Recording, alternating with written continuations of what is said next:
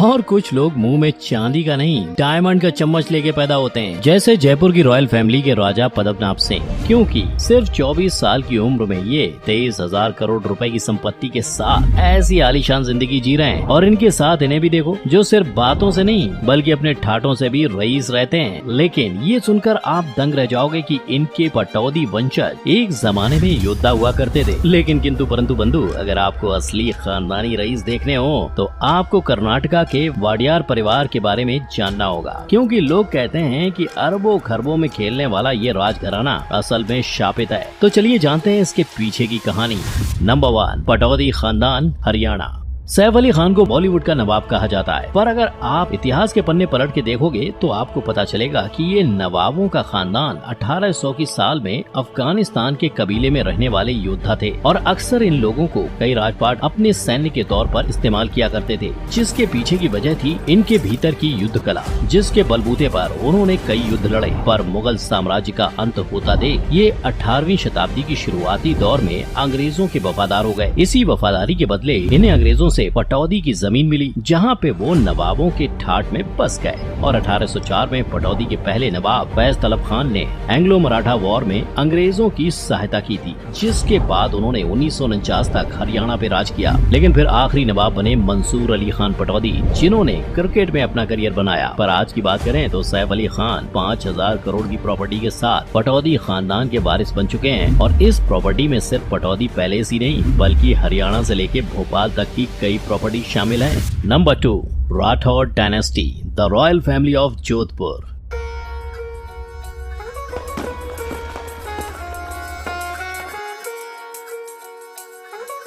प्रियंका और Nick Jonas की शादी का तामझाम किसे याद नहीं होगा। इनके जैसे कई सेलिब्रिटीज का चहेता वेडिंग वेन्यू है उम्मेद भवन। राठौर खानदान की शान, जी हाँ, ये महल 347 कमरों के साथ 26 एकड़ में फैला हुआ है, जहाँ आज भी राठौर के वंश महाराजा गज सिंह रहते हैं। पर क्या आपको पता है, जोधपुर के इस घराने को भारत के सबसे शाही घराने का दर्जा दिया गया है। और अब ये कारोबार संभाल रहे हैं ये शिवराज सिंह, जो पहले एक पोलो प्लेयर भी रह चुके हैं। लेकिन बात करें उनकी प्रॉपर्टीज की, राठौर फैमिली के पास इतनी प्रॉपर्टीज शामिल हैं, पर महाराजा गज सिंह सिर्फ अपने कारोबार के लिए ही नहीं जाने जाते, क्योंकि एक जमाने में ये महाराजा इंडियन हाई कमिश्नर भी रह चुके हैं, जिसके बाद उन्होंने अपना योगदान राज्यसभा के लिए भी दिया है। Number 3, royal family of Jaipur. इस फैमिली की संपत्ति द टाइम्स ऑफ इंडिया ने अंदाजा लगाकर 23,000 करोड़ रुपए बताई है। इनकी इसी रईसी की वजह से आज वो इंडिया के टॉप शाही खानदानों में से एक हैं। इतना ही नहीं, इस खानदान को 1961 में खुद क्वीन एलिजाबेथ सेकंड भी मिलने आई थी।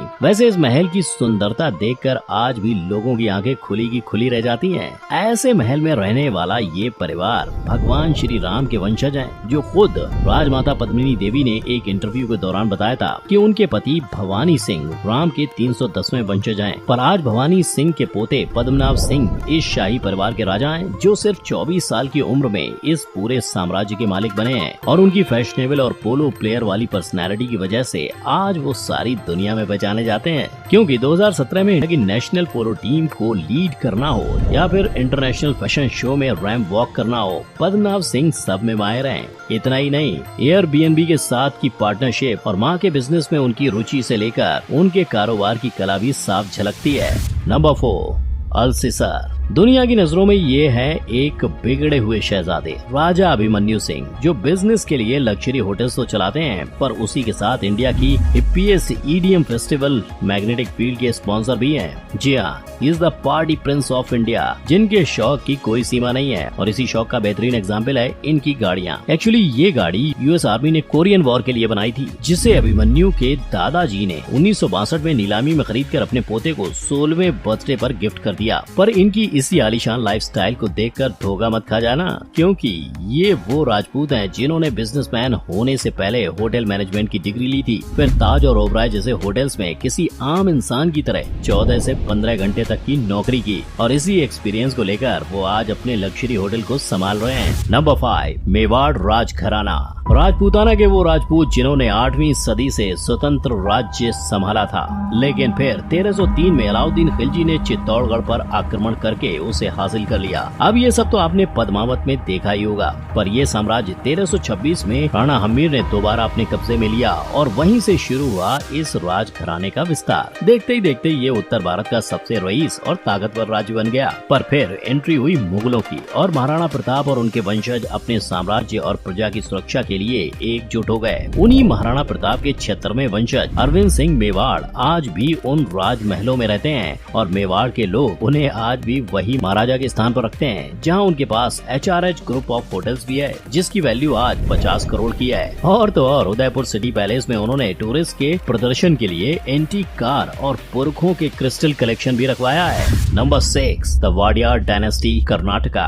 भगवान श्री कृष्ण के वंश से जुड़ा हुआ ये शाही परिवार का चिराग आज भी मैसूर की गद्दी पर बैठता है, जहां इनकी फैमिली 1912 से सिल्क की साड़ी बेचने का बिजनेस करते आए हैं। इतना ही नहीं, साउथ इंडिया में इनकी कई प्रॉपर्टीज भी रह चुकी हैं, जिसके चलते आज इनका बैंक बैलेंस 10,000 करोड़ का हो चुका है। मगर रुकिए, यदुवीर असल में वाडियार के अडॉप्टेड बेटे हैं और ऐसा कहा जाता है कि एक श्राप की वजह से वाडियार की हर दूसरी पीढ़ी को एक बेटे को अडॉप्ट करना ही पड़ता है। हुआ यूं कि राजा वाडियार ने श्रीरंगपटना जीतने के लिए राजा तिरुमला से युद्ध करके उसे मार दिया। ये जंग जीतने के बाद राजा वाडियार ने राजा तिरुमला की रानी को अपने सारे जेवर देने का आदेश दे दिया, मगर रानी के मना करने पर राजा वाडियार ने सैनिकों को जेवर छीनने भेज दिया। इन सब से बचने के लिए रानी ने कावेरी नदी में छलांग लगाकर आत्महत्या कर ली और ऐसा कहा जाता है कि तब रानी ने वाडियार को श्राप दिया था कि तलाकड़ू एक बंजर जमीन बन जाएगी, मलंगी एक तालाब बन जाएगा और वाडियार परिवार को कभी संतान नहीं होगी। और सरप्राइजिंगली ये सब सच हुआ। देखिए आज के तलाकुड़ा और मलांगी की क्या हालत है, लेकिन क्या लगता है ये फैमिली अपना जीवन राज में बिता रही है या फिर श्राप में?